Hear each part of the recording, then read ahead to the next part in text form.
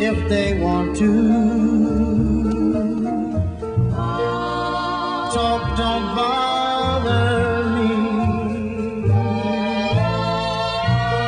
I want the whole wide world to know that I love you so. And welcome to Let Them Talk. I'm Paul DeRienzo. And I'm Miss Joan Marie Musi. And we are here to talk about the Fifth Estate. You've heard the first, second, third, fourth, but I'm sure many of you have not heard about the Fifth Estate. And we'll be going to the phones and asking you about the Fifth Estate.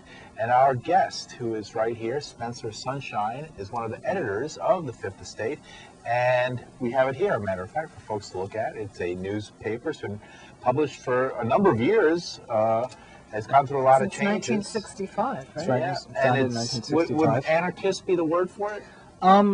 We generally have an anarchist-style politic. We actually don't use that term in particular. As one of the members of Fifth Estate, one of the members of the collective, Freddie Perlman, used to say, the only ist I am is a cellist. So it's an anti-ism. We're a radical anti-authoritarian journal, but we avoid any specific labels. Mm-hmm. So Very good. Well, we're going to talk a little bit. I want to, since we're just getting started, I want to show folks the incredible artwork here that's in the centerfold. And the cover is let me behind find, us, yes, too. that's of course the cover of the latest issue. And here is this incredible artwork. I'm going to bring Really it up to the beautiful. camera for folks to see it. And Tell us a Spencer, little bit yeah, tell about us a that, little bit Spencer. while I get the light here. We have a light problem today, so this is about as close as I can get it. So tell us a little bit about this artwork. What does it represent? this is a sketch by Peter Kupfer from Oaxaca. He's an artist that was down in Oaxaca, Mexico during the uprisings, and so this is a drawing of just some of the things that he saw during the recent political activity down there. And it's very colorful and has a lot of layers. It does. It's amazing. So this is really an artist's view of what's happening down in Oaxaca. We've had a number of shows since our friend Brad Will was murdered down there in Oaxaca while he was filming as a reporter with the Fifth Estate of sorts. Not the Fifth Estate, the magazine, but Right. the Fifth Estate being all those media people who were not part of the Fourth Estate. All right, this is a great piece of artwork. I'm going to look at it some more. I just love it. It's a fascinating piece of artwork. On the back, another great piece of artwork on the back of the magazine. By the same artist. Yeah. No, it's a Different different artist? artist. Different artist. So, Gorgeous piece of artwork. And then, of course, here's the cover for folks to look at of the magazine and to look for. Is this pretty much everywhere? I mean, can you find it in most reputable newsstands in New York? You can get it at Blue Stocking Books. Blue Stockings. At Great. Blue Where's that? Stockings. It's at 172 Allen Street, which is just south of Houston in the Lower East Side. And in fact, we're going to be having a issue release party on next Monday there at 7 p.m. Myself and several other local contributors in New York City are going to come down to, we'll speak and hang out, and everyone's welcome to come and help celebrate the release of the issue. Right, great. Well, let's look at some of the issues, some of the stories in this issue, which is... It seems chock full of fascinating articles. Yes, and again, we'll take your calls. Our number, as you can see, the show's live, and our number is 212-757-1538. We'll be looking forward to your calls. Close up. Okay, let's see. The food court at Guantanamo, disability and anarchism, labor, precarity and resistance, the fires of immigration, the black flag in Turkey, gender trouble at Burning Man, the secret history of radical marching bands, anarchists on voting, the U.S. versus Venezuela, all gods, all masters, and beyond dialectics. Wow, shall we start from the beginning? And maybe I'll ask you about some of these issues. Obviously, you didn't write, you wrote some of them. You wrote, I see wrote here, about Brad. I see you wrote about Brad on write page about Brad. 30. Tell us a little bit about, let's start with what you wrote, Spencer. And what did you write about Brad? What did you, what motivated you to write about him? And what did you say? What did you try and communicate to folks? Here it is, the story. Well, I know as you've talked about on previous episodes, Bradwell was a reporter who lived here in New York and worked with the Independent Media Center, who was gunned down by right-wing paramilitaries in Oaxaca, Mexico, while he was there as a video journalist while he was filming. And I had met Brad about 6 years ago. We worked together at the New York Independent Media Center and had been friends with him. And so it was very traumatic to myself and to a lot of other people in town when he died. And so we just wanted to put a piece in celebrating the kind of activities he was engaged in, and to encourage other people to do many of the same things that Brad did, which is to go out to places where people are struggling for freedom and justice, and to help bring publicity to their struggles, not to struggle for them, but to help show their struggles to other people. Right, there's an issue there, and maybe you could, you have an opinion. I think you just expressed an opinion or a point of view. The whole idea of folks going down to a place like Oaxaca, or it could be any place where there was a struggle like this, where there was a people's struggle, and what is the role of a anarchist or radical or progressive journalist who goes down independently to a place like Oaxaca in regarding the struggle that's going on, no matter how much they might be moved by what these people are doing or what they're going through? What do you think the role should be of a reporter in that kind of situation? Well, there's been a lot of discussion about exactly what those roles should be, especially in the last 10 years. A lot of people went down to Chiapas in Mexico when there was an uprising there in 1994, when the EZLN, the Zapatistas, rose up against the Mexican government, and some people went down and they actually wanted to join the struggle, and the Zapatistas asked people not to move to Chiapas and not to try to join the army, but to go back to their communities and to try to organize their own communities to do things. So as activists, I think that sets up a good paradigm. I think just in what your question was about what the role of a journalist should be, is that I think many people should not. People can go to where other people are struggling and join them and aid them in a way that they think is that the people who are there would like to be aided in. But one of the things that people can do that's really powerful is to come back and to tell those stories to other people. I mean, if I go to another country, I'm just another person who's there, but I can come back to the States or to wherever I'm from and express and convey these views in a way that other people just wouldn't have the ability to do so. So getting back and telling the story should be primary, so folks here would have some view of what's going on. That can be a very important role that people can definitely play. I see. Very good. Let's. Okay, great. So I want to jump. I'm sorry, I'm jumping back and forth here, but I love this magazine, Fifth Estate. It's been around for a long time, and I remember reading it. Let's talk a little bit about the origin of the magazine. Yeah, back in the 80s. It comes out of Detroit, Michigan. Isn't that right? So what's happening that it would be centered in New York this time? Well, the Fifth Estate was founded in 1965 by a high school kid named Harvey Ovshinsky, and he had been interning at the Detroit Free Press, and it was one of the first of the kind of publications that later became the weekly alternatives that most people are familiar with, that exist in most cities in the U.S. now. At the time, there was the Village Voice in New York, and there were about 5 others. And so the Fifth Estate was founded then, and it continued. It became one of the first magazines that became part of a large boom that was the underground press movement in the late 60s, which culminated maybe only 5 years later with there being almost 200 publications like this in the U.S., and some people think the combined distribution of these was almost 2 million.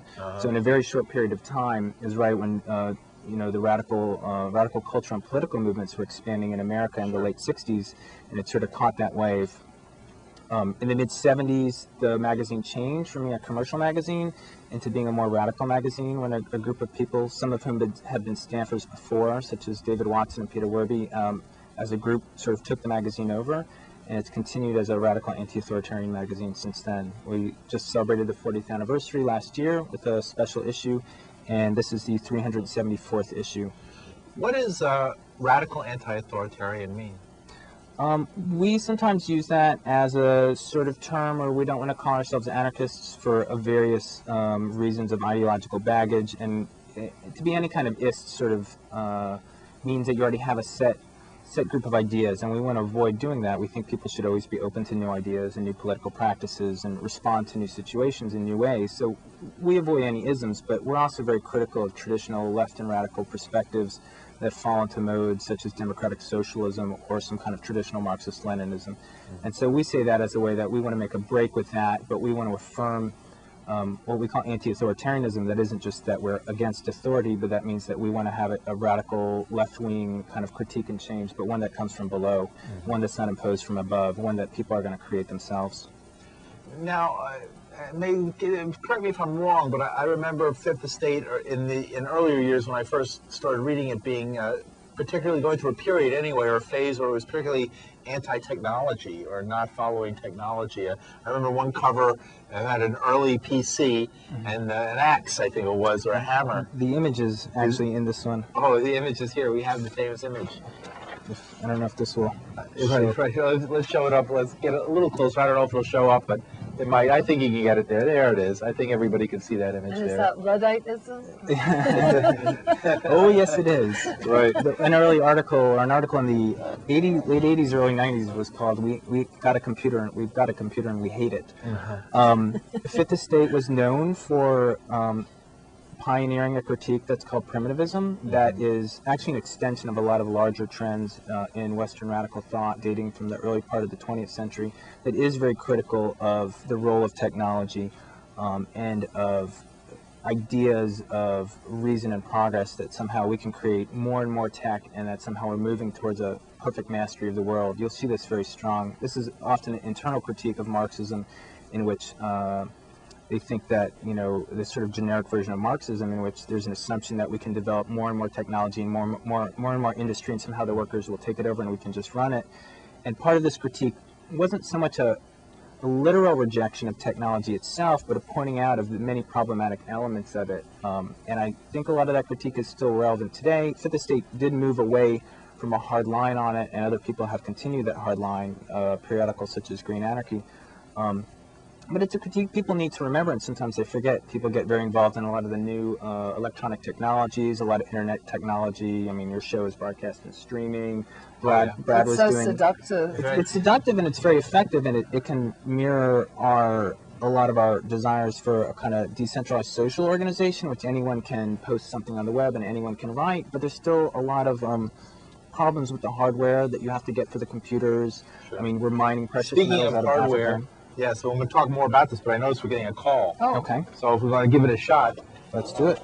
you're with us. Welcome, viewers. Yeah, I got a question for your guest about his magazine, but can you just hold on, bear with me for 1 second?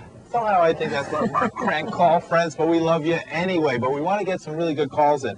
So if anybody wants to really call with an insight that would help forward the conversation and move the conversation forward, Maybe you've been reading Fifth Estate for years. We appreciate that kind of call rather than the usual guys who always call, and we love you and keep on calling, but we want to get some other and some new people involved.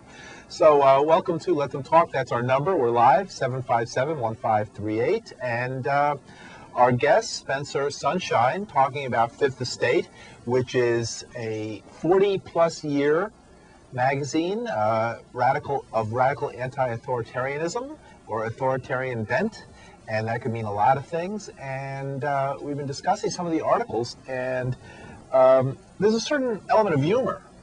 You would I would hope so. I would hope so. In an article like the food court at Guantanamo, and can you tell us what you mean here? What the writer meant when he talked about? I think it was a he, right? It's Kara. And let's find the article here. What page is it on? Here it is. Kara, it's a woman. Yes, she lives in upstate New York. She's an environmental journalist. And she wrote The Food Court at Guantanamo. Philosophers discover thousands of miles of intellectual dead zone caused by American cultural practices. Tell us a little bit about what this is about, this article. Well, And I'll show the picture here. Guantanamo is, I'm sure for many reviewers a difficult, and for many Americans, a very difficult and painful, thing that exists, that our country does, and that, no matter how many people are horrified at it, that we're really powerless to stop. And I think her article is mainly trying to mine the metaphor that's not even really almost a metaphor, that there is a literal food court for the workers at Guantanamo that's representing, it's a mini mall right there. And the same attitudes that, that of sort of like late capitalism, in which you have this completely commodified society with all these choices, packages, fast food. The same logic of that spun out is the same logic that creates the sort of practices of torture that go on at Guantanamo, and they're reflections of each other. Do you know what products are available? What fast food items I believe are? that many of the regular fast food chains you will find in Guantanamo that you can go to just as like an airport. So you can An go airport and get a lounge. big You can get a Big Mac, Taco Bell. They Right. do that in Iraq also, don't they? For the soldiers, Right. they bring over sort of American. Americans are exporting our whole internal, setup wherever American soldiers and American, contractors are. Let's give it another try. Okay, see who's there. Hello. You're on. Hello? Yeah, go ahead, viewer. Hey, is this Let Them Talk? Yes. It is. Wow, I'm really excited here. I'm here with my son. He's also he's an aspiring magazine writer. Great. He's only 7 years old. We're really excited. We never got to talk to people from the TV before. I'm a little nervous. Well, welcome, and you're on. Okay, great. Can you talk to my? They're on the phone. Son. Yes. Here, can you talk to him? Sure. Say hello. Okay, here he is. Say hello. You're so crafty. Hey. Don't need to say that. What did he say? I didn't even get it. No, I'm serious. You're so crafty. Hey, I'm sorry about that. I didn't even hear it. I'm sure. What? Wait, hold on. Well, You're listen so back. sick. No one listens to it. Okay, whatever you say. That was a good try. Here's another call coming in. You're on. Hello. Yeah, fuck this magazine bullshit. Well, there is the humor part seems to be getting out there, and I gotta give them an A for Well, let's talk creativity. about gender troubles at Yes. Burning Man. Yeah, what were the gender troubles at Birmingham? We need to No, know. not Burning Man. Birmingham. Birmingham. I said Burning Man. Oh, I didn't say you said Birmingham. in Birmingham. No, yesterday was Martin Luther King's birthday. Today is we're doing Burning Man, not Birmingham. So what happened? What were the gender troubles at Burning Man? That article's a friend of mine, Cookie Orlando, went to the Burning Man Festival, which is out in the Black Rock Desert in Nevada. It's held every year. People go out there. Once you enter the festival, there's no money exchange at the festival. It's a radical arts and cultural event. And so in many ways, a lot of people look to it as a very liberatory event that has where people can live out a lot of different ways in which they would like to live out a free and liberated society. But a lot of the article points out is that one of the things that remains intact in this atmosphere is a lot of the sort of typical gender roles in our society still remain intact, even within this very otherwise liberatory environment. So What were I some of have to raise those? this question. What do they talk about particularly? Anything in particular that they bring up? I'm just curious. There was a one thing that was called the girl lock, and there was a big sign up, and it said, men, are you tired of your girlfriend? Check her into the girl lock. We'll feed her and water her at least occasionally. And so Really? That was at Burning Man. that was at Burning Man. Well, so, it's Burning Man, right? They didn't say Burning Woman. I guess so. So it was a reflection on that, and what Burning Man would look like if people were able to move beyond the sort of gender roles that we have in the rest of society. Right. And what is your? I noticed an article here as I go through talking about the ELF defendants. What is your position on things like the Earth Liberation Front and other groups that take that kind of direct action? Is that a controversial issue? Or? It's a very controversial issue. I tend to support very heavily people who do environmental work, but especially who do, mainstream environmental work and environmental work, direct action around environmental work in the way that groups like Earth First do, especially after Earth First reneged on tree spiking. And so they do sit-ins in trees, and they attempt to stop logging blockades and other environmentally destructive practices. Other people, such as the Earth Liberation Front, have taken actions a lot further, and without having, I certainly don't advocate that people take those actions, but what's happened with the recent arrest of a lot of ELF members is that although they've committed acts of sabotage in which no one was hurt, they're being charged with terrorism charges. They're facing life sentences. They're facing charges that are far in excess of any of the actual actions that they did. And so what we want to defend those people against is facing charges that are really based on their political views and attempts to label them terrorists, when in actuality what they did is commit acts of economic sabotage. And charges should be limited to the actual crimes that they committed. I remember back in the 80s, the issue, because at that time it was the Cold War, and it was the whole position vis-a-vis the United States and the Soviet Union, World War III, nuclear weapons proliferating everywhere. They had the Pershing missile in Europe. And there were folks like one group called the United Freedom Front, I remember, was going around. And there was a tremendous, in the pages of Fifth Estate, I remember quite a controversy over whether that should be supported or not, and between the different magazines at that time. Is that issue still going on, this whole idea of direct action and what that means? Or have people left that sort of weather underground sort of thing behind? The people are still, especially a lot of weather, UFF, the United Freedom Front, was a split of still weather underground members. And the weather members who've resurfaced, you're talking to us, and there's quite a kind of cult of the weather, and there's been a resurgence of the SDS, the Students for Democratic Society. There's a group called New SDS. You know, there's always very pressing problems in the world, and, you know, it's very difficult to do activism around them without being very, you know, often people get very overwhelmed, especially younger people, and carried away, and want to go to a lot of extremes in order to correct these inequities. And it can be very difficult for people to not allow themselves to do that. So that's always, there's always that sort of tension, especially when you do have a very radical critique of the, you know, existing social conditions. Well, I wanted to ask a question about Fifth Estate. Like, does everyone who participates in it have the same political point of view, or is it a range of points of view? We have a range of views. There's up to a couple dozen people. People live around North America. People range in their ages from their 20s to their 70s. We have a lot of internal fights about stuff. The magazine itself is produced in different places. This one was produced here in New York City. For many years until about 2001, 2002, it was produced in Detroit. Then a collective in Tennessee took over the main responsibilities for it, even while other people participated in it. So, of course, you know, with a couple dozen people of different ages, we have lots of different views on things, and we talk about our different views on them, and we publish a variety of opinions. That's one reason, again, we say anti-authoritarian, because it can mean something more much broader. inclusive. Yeah. Right. So, Let's give it another shot. all right. See how courageous we are. You're on. Hello? Why'd you hang up on me, you dope? I just did it again. You're not old enough. Hello? Hi. Hey, you jerk off. What'd you hang up on my cell phone? All right. Well, we tried. Anyway, if folks want to give it a shot, we really want to try and get your calls and fit them in if you have a good question. But I think we have a lot to talk about, so we're not going to be rattled down by all of that.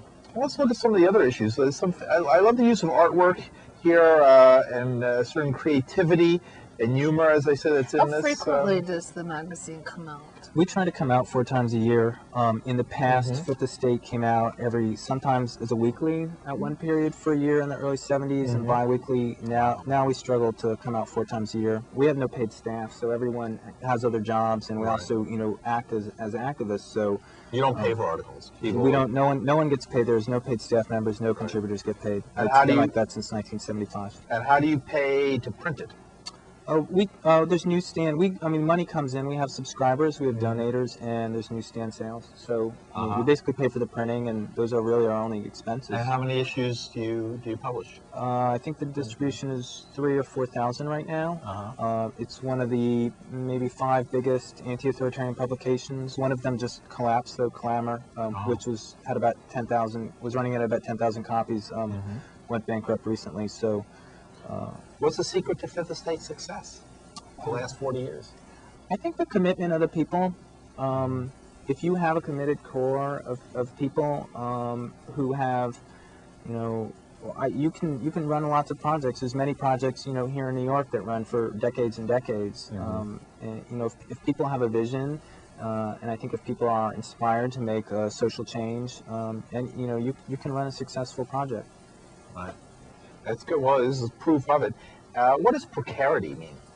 Precarity is a concept recently coming out of Europe that's analyzing the change from the sort of Fordist economic system, which is a sort of traditional idea we've seen in the U.S. for a long time, in which you have usually large companies or a lot of you know, governmental bureaucracy. People get fairly high wages. They can buy a lot of consumer items. They have health insurance, and they have stable jobs. And this move to this sort of, we see it. It's a new move in Europe, but we've seen it for, you know, especially the past 10 or 15 years in the U.S., where it's a change to temp labor, part-time labor, people losing benefits, and then also this has been. A lot of the new technologies have What's aided the word this. again? The word is precarity. Precarity. It's short for precarious labor. And so this changes a lot of the structures of the resistance to capitalism. And before, when people were trying to get into government as social democrats and keep up, keep up benefits and enter the labor unions and organizing industries, this changes a lot of the things. It's not so easy to organize workers if they're part-time or people are all freelancers. That's a much different situation. Say if you wanted to organize a labor union under those conditions. So the kind of resistance has to change as the structure of capitalism is also changing. Here's a controversial point of view. Venezuela elections 2006, anarchists say no to Chavez. It's true.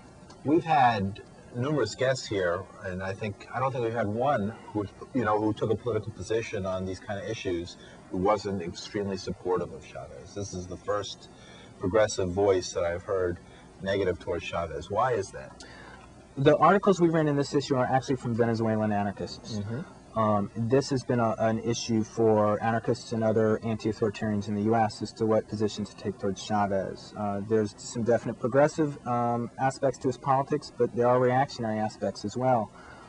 You can point out his recent informal alliance with Ahmadinejad in Iran.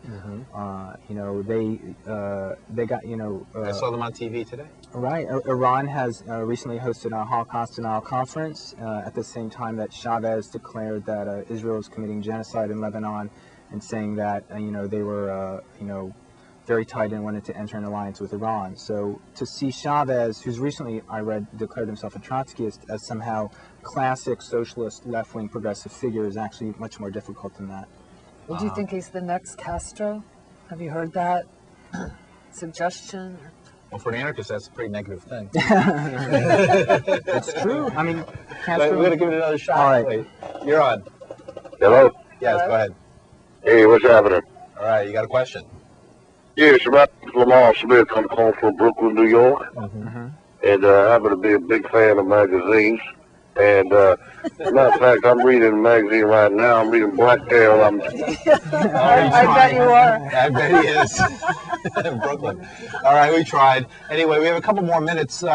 Where can folks pick up a copy of Fifth Estate? Blue Stockings Books. It's in stock right now. Blue Stockings. And where is Blue Stockings? It's in the Lower East Side on 172 Allen Street. It's just south of Houston. And you're having a party down there? We're having a release party on Monday at 7 o'clock. Everyone's welcome to come on down. Oh, great. And how about on the internet? I mean, I know Fifth Estate has been hesitant to get involved in all this technology, but you've given in. They do have a website. You do have a website? Where is that? There's a website. It's www.fifthestate.org, and there's subscription information there. Subscriptions are $10 a year. We can't talk about that. I meant that Sorry about you that. can That's find all right. out more information there on your own if you'd like to, and there's some Sure. articles from past issues online. All right, great. Fifth Estate, great magazine. It's been around for a long time, and it's definitely worth a read. And it's a very, very wonderful magazine, actually. And it's been, you have to give these guys props. They've been putting out this magazine for 40 years, a politically radical paper on a regular basis. It's not something you see too often, and just for survival alone, you deserve a look. Okay, this has been Let Them Talk. I'm Paul DeRienzo, our guest. Spencer Sunshine, Spencer thank you so Sunshine. much for coming. Thank We you for really inviting me, appreciate guys. it. And we'll see you next week. All And right. well, actually, we have 10 more seconds, so we can, we can ruminate on any last-minute things we want to in the next few seconds, but I guess it's all right. Come on down on Monday. Yeah, Come on down. see you See you Monday. then.